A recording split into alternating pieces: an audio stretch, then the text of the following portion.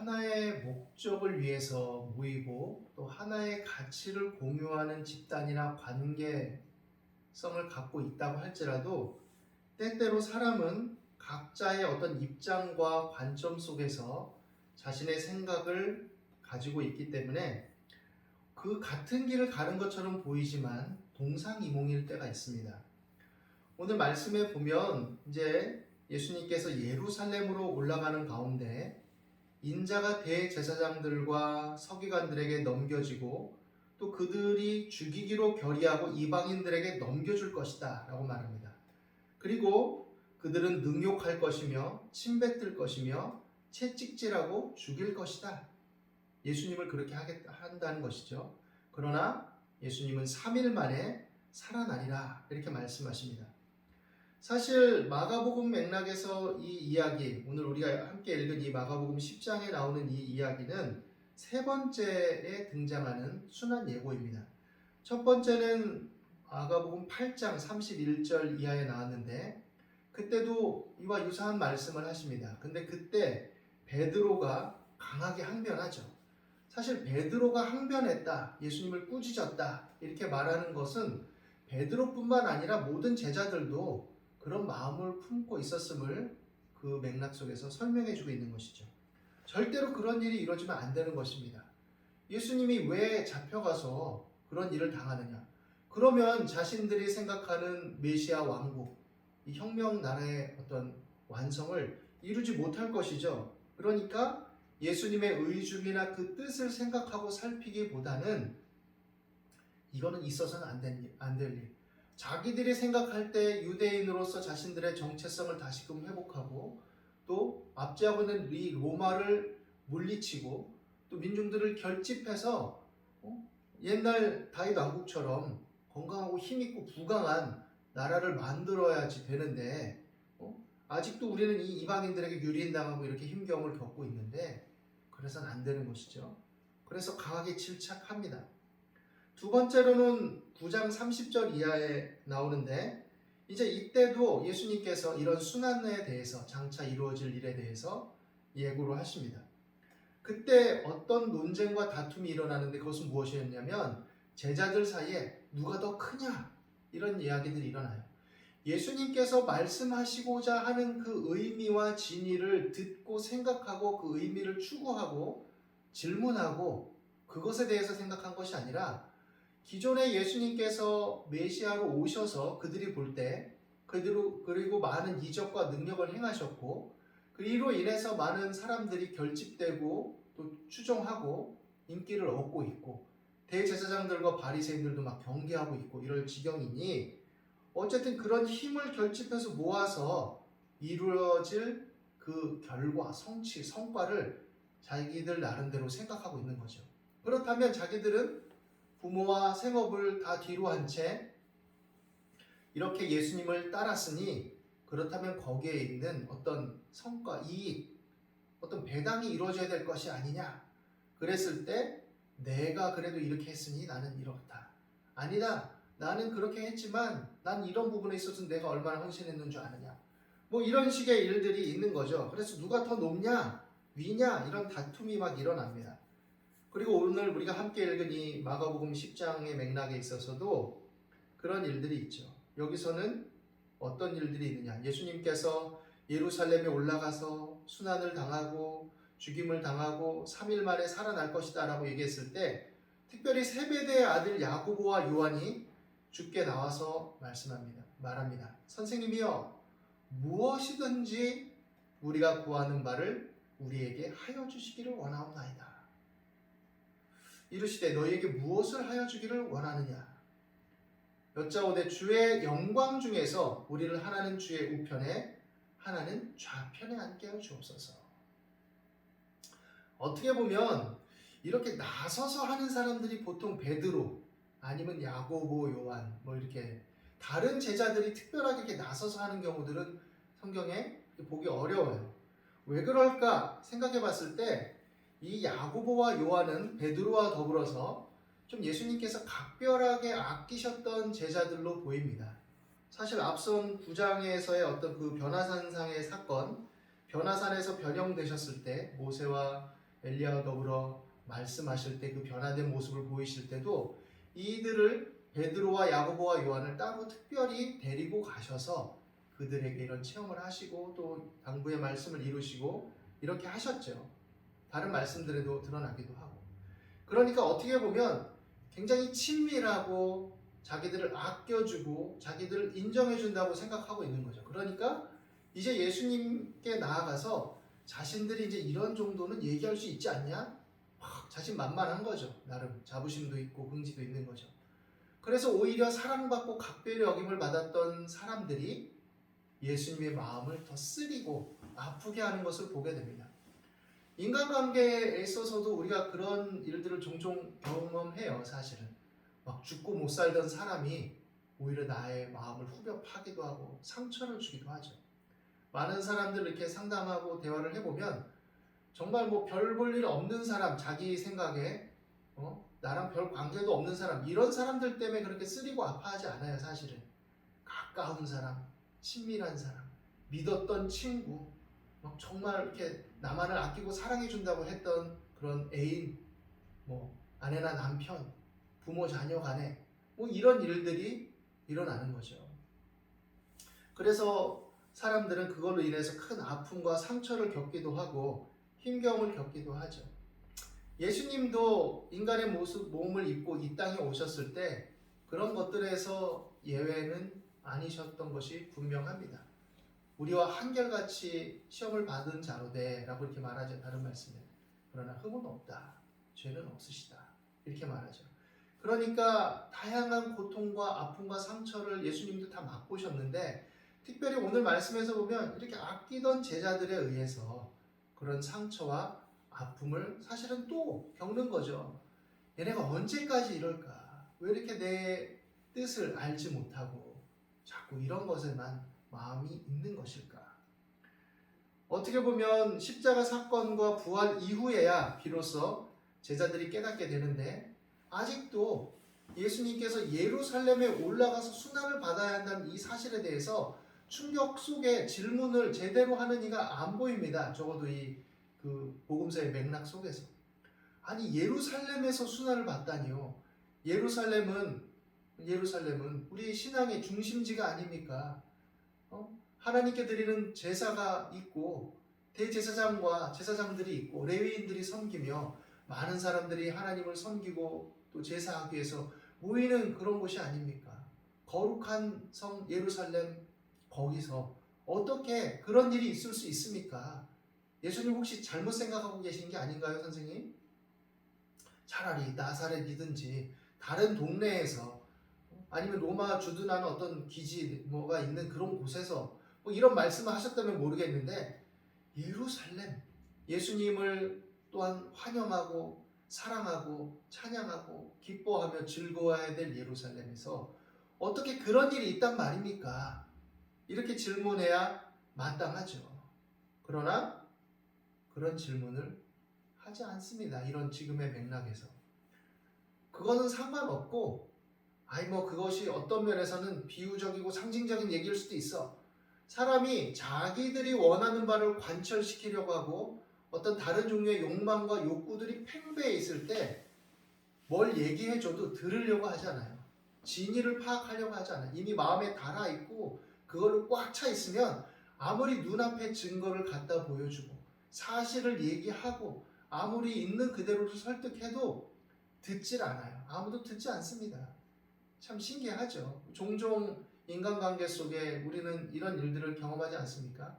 정말 그렇게 하면은 큰일 날 걸 뻔히 알아서 간곡하게 얘기해 주는데도 듣지 않는 사람들. 또 때로는 내가 어떤 욕심이나 욕망에 치우쳐가지고 그러면 안 된다는 것을 얘기하고 참으라고 하고 하지 말아야 된다고 그러고 피해야 된다고 하는데도 불구하고 타협적으로 때로는 그냥 미적미적 하면서 여전히 그것을 추구하고 있는 그런 모습들이 때때로 나타나기도 하죠. 이 제자들은 다 필요 없습니다. 어쨌든 예수님은 사람들의 어떤 주목을 받는 자고 많은 민중들이 칭송하는 자고 현재적으로 그리고 능력이 있는 사람이고 하나님께로부터 보내심을 받은 메시아가 분명하니 예수님께서 나서 가지고 뭔가를 선동해서 이루고자 하면 우리가 큰 힘을 결집할 수 있고 반드시 이 일을 성취할 수 있다라고 보는 것이죠. 그 기적들이 그걸 얘기한다고 생각하는 거예요. 기적의 의미가 사실은 그게 아니라 하나님의 백성으로서의 회복을 꾀하기 위해서 하나님을 신뢰하고 돌아와서 하나님의 말씀을 사랑하고 다시금 변화된 삶을 추구하는 그런 관점으로 이루어져야 되는데, 겉으로 드러나는 체제적, 정치적, 경제적, 종교 외적 어떤 그런 회복을 꾀하는 방식으로 이들의 삶에 다가온 것입니다. 그래서 강력하게 주장한 것이죠. 그래서 그것이 성취될 때 자신들도 수고하고 공로가 있으니까 그 공로주의 속에서 그런 것들을 취득하고 얻는 게 마땅하고, 예수님께서 그 일을 이제 이루시기 직전인 것 같으니 어떤 면에선 다른 제자들이 말하기 전에 내가 먼저 해서 선점을 하는 거죠. 예수님이 참 마음이 씁쓸하고 슬프고 아프셨을 것입니다. 그리고 예수님이 이렇게 말씀하시죠. 너희는 너희가 구하는 것을 알지 못하는도다. 내가 마시는 잔을 너희가 마실 수 있으며 내가 받는 세례를 너희가 받을 수 있느냐. 그들이 말합니다. 할 수 있나이다. 뭔 의미인지 몰라요. 예수님께서 그렇게 말씀하시는데 뭔 의미인지 제대로 알지 못하는 겁니다. 다만 그냥 예수님하고 함께 할 거니까 어차피 뭐 예수님과 동고동락하고 있는데 당연히 할 수 있는 거지, 이렇게 말하고 생각하는 거죠. 과신하고 자신만만한 거죠. 예수님께서 말씀하시죠. 너희는 내가 마시는 잔을 마시며 내가 받는 세례를 받으려니와 내 좌우편에 앉는 것은 내가 줄 것이 아니라 누구를 위하여 준비되었든지 그들이 얻을 것이니라. 예수님이 마시는 잔은 뭡니까? 독배예요. 독배. 오늘 우리가 읽은 말씀의 끝에 45절에 나오듯이 예수님께서 자신을 대속물로, 많은 사람을 위한 대속 제물로 드리시기 위해서 마시는 독배입니다. 예수님이 받는 세례, 그것은 무엇일까요? 예수님께서 세례 요한에게 세례를 받으신 사건도 있는데, 여기서 말하는 세례는 예수님의 죽음을 의미합니다. 왜냐하면 누가복음 또 12장 50절에 보면 이런 말씀이 있어요. 나는 나의 받을 세례가 있으니 그것이 이루어지기까지 나의 답답함이 어떠하겠느냐. 여기서 나의 받을 세례는 십자가의 사건을 의미하고 있는 것이죠. 예수님께서 자신을 죽음에 내어주고 다시 살아날 것이지만, 그러나 그 죽음을, 그 고통을, 그 어떤 우리가 받아야 될 저주와 심판을 맛보시는 것을 의미하는 것이죠. 그것을 이들이 동참할 수 있다라고 얘기하고 있는 거죠. 그 의미를 모르고 있는 겁니다. 어쨌든 뭔가 이룰 것에만 관심이 있는 거죠. 신앙생활을 하든 일반적인 삶을 살든 일반적인 원리 속에서 우리가 뭔가를 성취하기 위해서는 과정이 있고 경로가 있고 또 시간들이 있고 또 해야 될 것들이 있죠. 물론 그 속에서 때때로 우리는 일반적으로 기적이라는 것을 맛보기도 하고 또 하나님의 손길을 특별히 그리스도인들은 맛보기도 하죠. 그러나 그것들이 항상 주어지는 것은 아닙니다. 때때로 하나님은 능력이 있으심에도 불구하고 우리로 하여금 그 길을, 고단한 길을 견디고 밟아 나가게도 하세요. 왜냐하면 당장 뭔가를 이루시는 것이 하나님의 뜻이 아니라 우리가 신앙 안에서 하나님을 알아가고 경험하고 또 우리의 영혼과 인격이 단련되어지고 하나님의 뜻에 부합된 삶으로 귀결되도록 하기 위해, 또 우리와 함께한 다른 이웃들을 이해하고 또 그 의미들을 알게 하시기 위해서, 성숙되게 하시기 위해서 그런 과정과 경로들을 허락하시는 것이죠. 뭔가 단련되지 않은 채 주어지면 오히려 그것이 독이 되고 고통이 되고 나를 무너뜨리는 것이 될 수도 있다라는 것을 우리는 생각해야 됩니다. 우리 삶을 살아보면 그렇잖아요.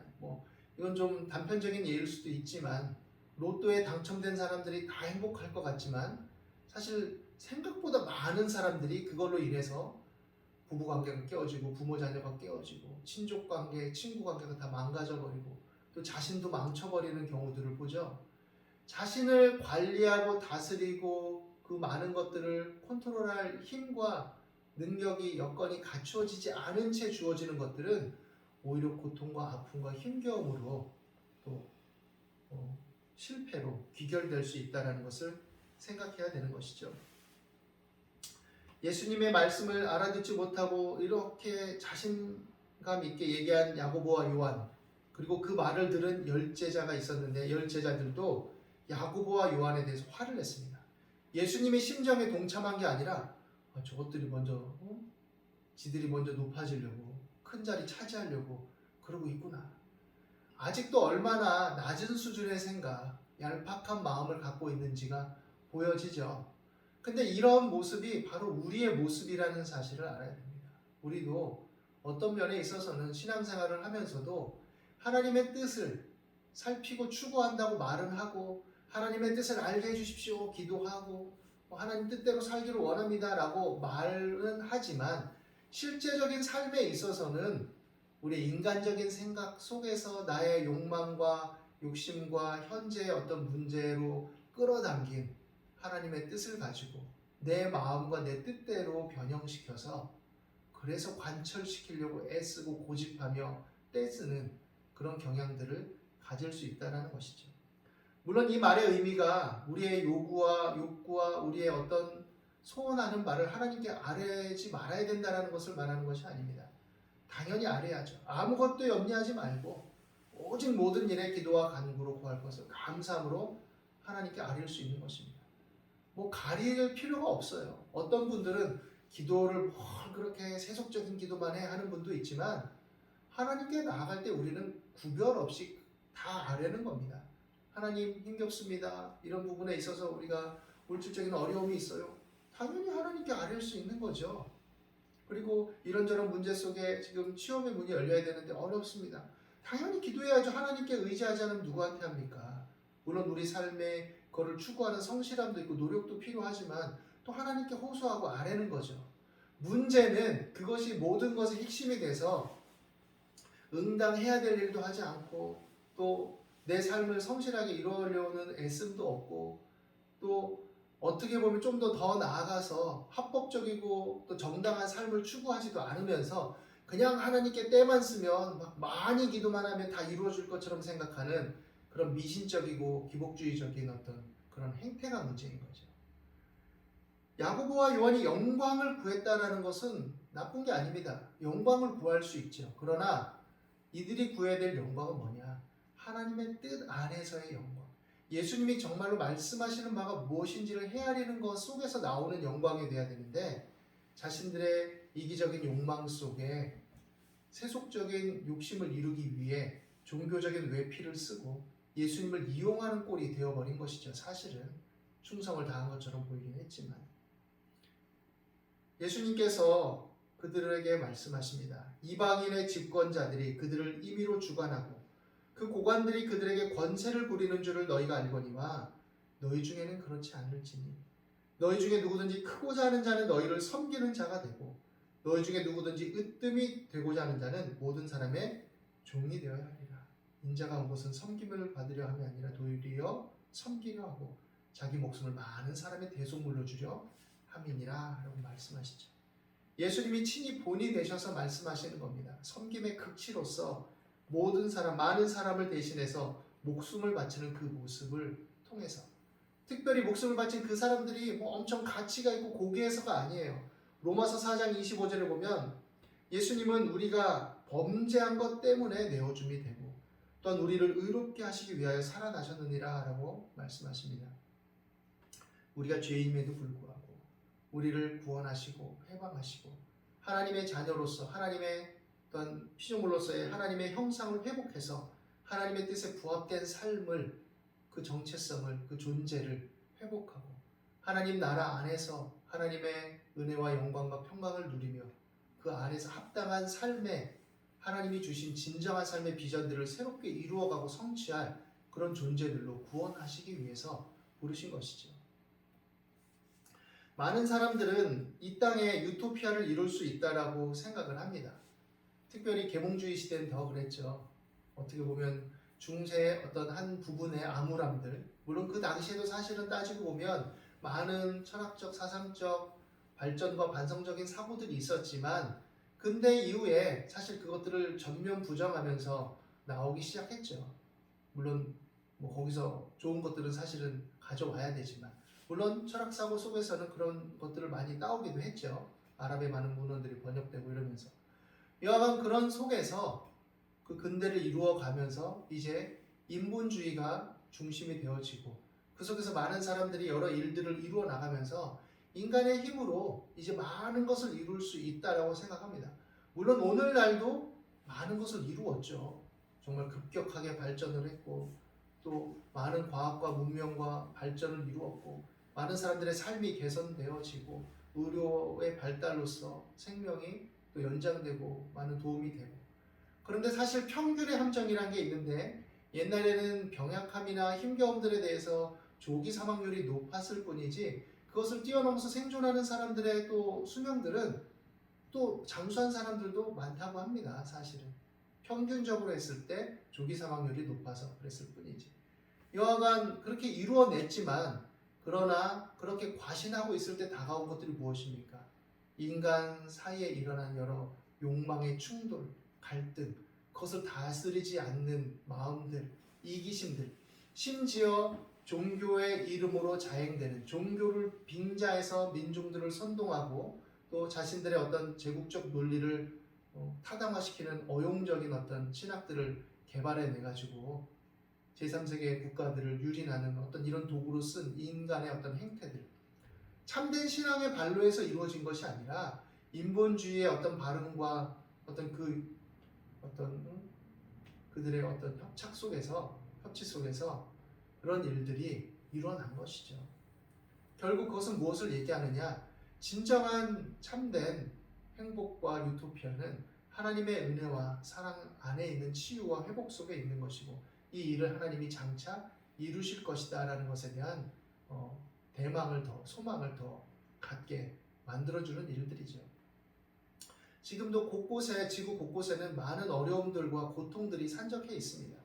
많은 국가들이 발전하고 잘 먹고 잘 살고 있지만 사실 세계 인구의 어떤 평균과 분포를 내보면 아직도 수많은 인구들이 제대로 먹지도 못하고 또 위생이 박탈당하고 힘겨워하고 있고 유아나 어린이들이 노동에 시달리고 있고 여성들은 착취당하고 있고 늘 전쟁과 내전의 불안 속에 시달리고 있고 부의 편중으로 인해서 착취되고 있고 이런 것들이 비일비재하죠. 사람의 생명을 가지고 실험을 하고 장난을 치고 이런 일들이 여전히 자행되고 있습니다.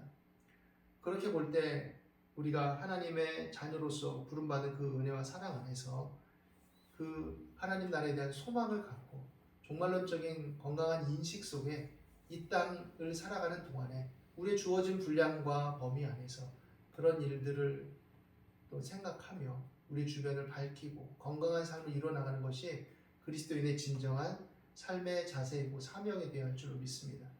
단지 어떤 자신의 소원과 이익을 성취하기 위한 그런 신앙이 되어서는 안 되고 하나님의 자녀로서 주변을 유익하게 하고 하나님 주신 힘과 지혜와 능력을 동원해서 다른 사람들을 섬기고 유익하게 하고 화평하게 만드는 일에 헌신할 수 있는 그런 일꾼들이 되어야 할 줄로 믿습니다. 이것이 큰 사람이 돼야 부자가 돼야 꼭 할 수 있는 것은 아니죠. 물론 자원이 많으면 또 그 자원을 가지고 힘있게 발휘할 수 있는 부분도 있지만 제 말은 누구나 할 수 있다는 얘기입니다. 어린아이부터 노인에 이르기까지 자기 주어진 삶의 범위 내에서 따뜻한 말 한마디, 친절한 행동 하나하나가 다 그런 일을 이루는데 밑거름이 되고 영향을 발휘할 수 있다는 것이죠.